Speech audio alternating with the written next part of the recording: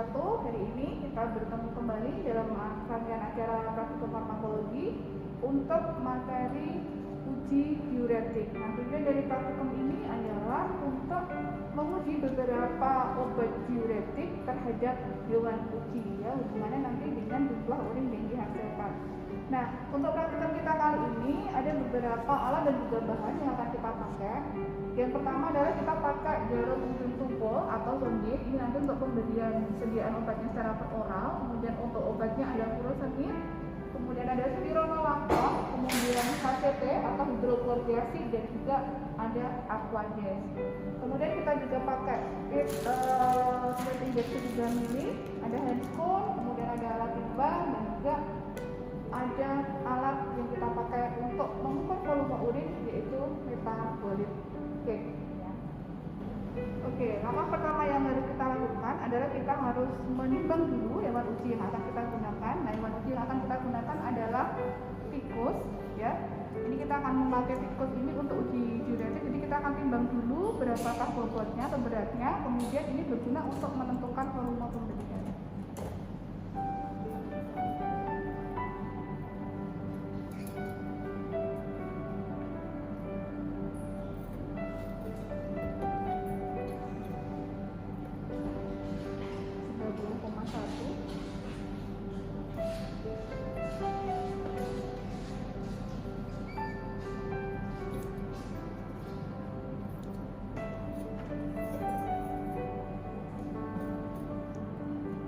Kita tandai bagian ekornya.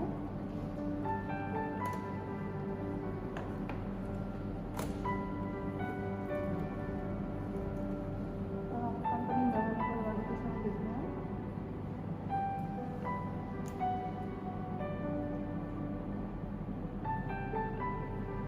187,3.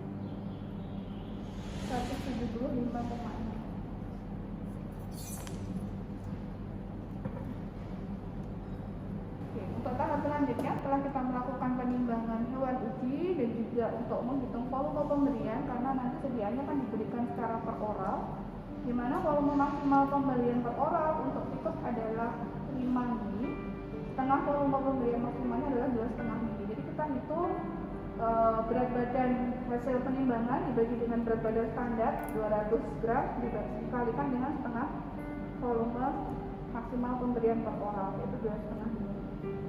Kita akan berikan untuk obat yang pertama, furosemid. Setelah kita hitung, dapatnya adalah 1,62 mili. Jadi kita berikan, kita perhatikan bagaimana kita harus memegang tikusnya.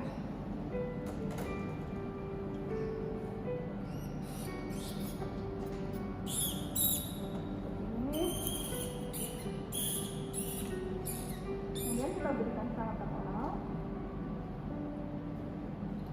Hati-hati, masuk semuanya.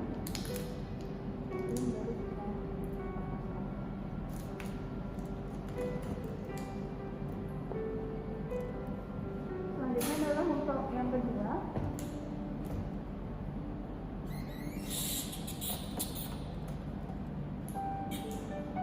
Ini kita berikan spironolactone, volume pemberiannya adalah 2,34.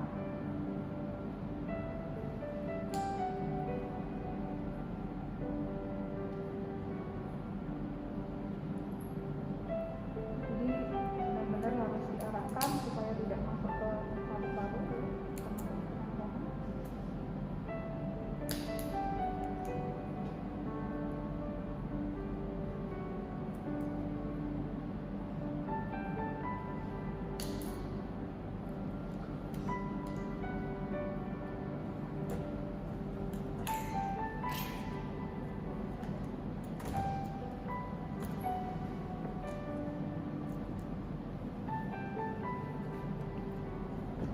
ketiga kita berikan HCG.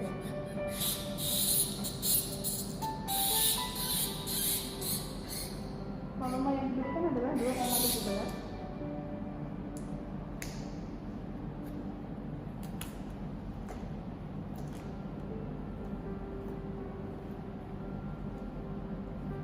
Yang keempat, terakhir adalah kontrol. Kita berikan Aqua D.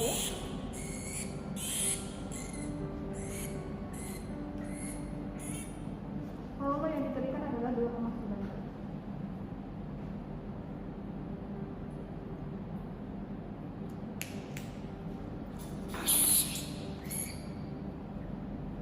Kemudian perlakuan selanjutnya adalah kita masukkan ke dalam metabolic cake. Ini adalah alat yang disebut dengan metabolic cake ya. Ada beberapa bagian yang harus diperhatikan di sini. Yang pertama adalah bagian atas.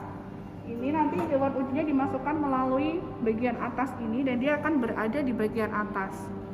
Nah, kemudian bagian yang kedua adalah bagian bawah.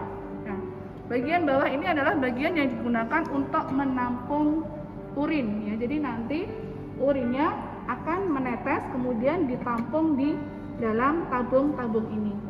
Nah, kemudian ini juga dilengkapi dengan tempat makan di mana kita akan memberikan makan terhadap tikus. Jadi ketika nanti jam makan kita buka untuk dia bisa makan. Dan ini peletnya untuk dia diberikan makan. Kemudian yang satu lagi adalah bagian untuk memberikan minum. Nah, ini diukur volumenya karena nanti jam-jam tertentu ini kita harus buka supaya tikusnya itu dapat minum dengan volume yang sudah kita kehendaki seperti ini. Kemudian kalau sudah bukan jam minum lagi kita tutup kembali. Ini adalah bagian keseluruhan dari metabolic cake. Oke.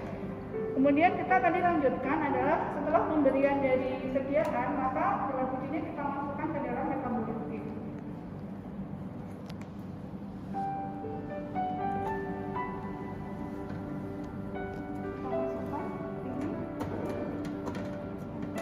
Kemudian kita lock, kita tutup.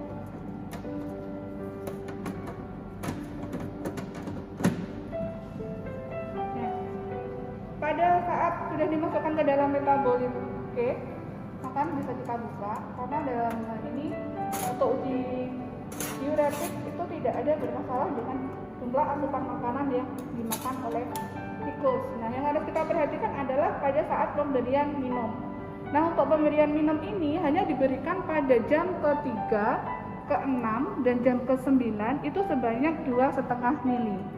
Sedangkan nanti untuk jam ke-12 itu diberikan sebanyak 5 mili. Jadi untuk minumannya itu dibuka pada jam ke-3, jam ke-6, dan jam ke-9 dengan volume yang diberikan adalah sekitar 2,5 mili. Kemudian jam ke-12 volume yang diberikan adalah sebanyak 5 mili. Nah, urin ini akan ditampung pada jam pertama, 1 jam pertama, kemudian jam kedua, ketiga, ke-6, ke-9, ke-12 sampai jam ke-24.